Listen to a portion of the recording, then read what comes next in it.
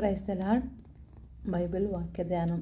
ఇలాగున క్రీస్తు సేవకులనియు దేవుని మర్మముల విషయంలో గృహ నిర్వాహకులమనియు ప్రతి మనుష్యుడు మమ్మను భావింపవలను. మరియు గృహ నిర్వాహకుల్లో ప్రతి వాడును నమ్మకమైన వాడై ఉండుట ఆవశ్యకము. మీ చేతనైనను ఏ మనుషుని చేతనైనా నేను విమర్శింపబడుట నాకు మిక్కలి అల్పమైన సంగతి. నన్ను నేనే విమర్శించుకొనను. నా యందు నాకు ఏ దోషము కానరాదు. అయినను ఇందువలన నీతిమంతునిగా ఎంచబడును.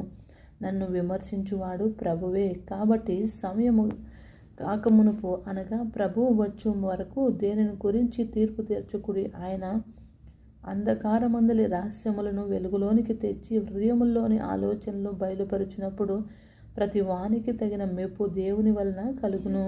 సహోదరులారా, మీరు మమ్మను చూసి లేఖనములు యందు వ్రాసి ఉన్న సంగతులను అతిక్రమింపకూడదని నేర్చుకుని మీరొకని పక్షమున మరియొకని మీద పొంగుకుంటున్నట్లు ఈ మాటలు మీ నిమిత్తమై నా మీదను అపోల్లో మీదను పెట్టుకుని సాదృశ్యముగా చెప్పియున్నాను. ఎందుకనగా నీకు అధికముగా కలుగజేసిన వాడు నీకు కలిగిన వాటిలో పరుని వలన నీవు పొందినది ఏది ఉండియు పొందనట్లు నీవు అతిశయింపనేలా. ఇదివరకే మీరు ఏమీ కొదవలేక తృప్తిలైతిరి.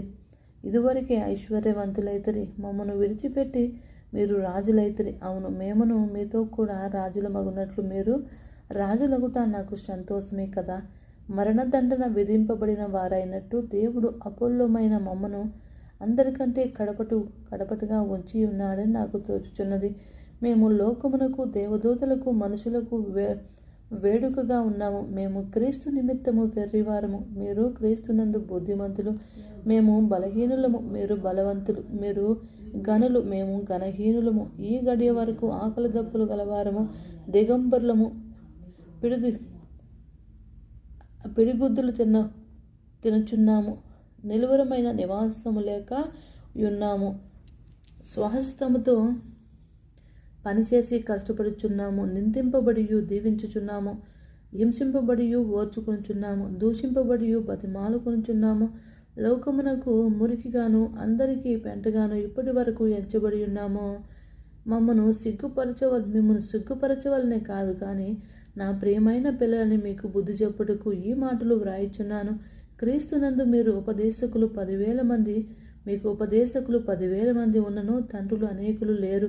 క్రీస్తు యేసునందు సువార్త ద్వారా నేను మిమ్మల్ని కంటిని గనుక మీరు నన్ను పోలి నడుచుకుని వారై ఉండవలనని మిమ్మల్ని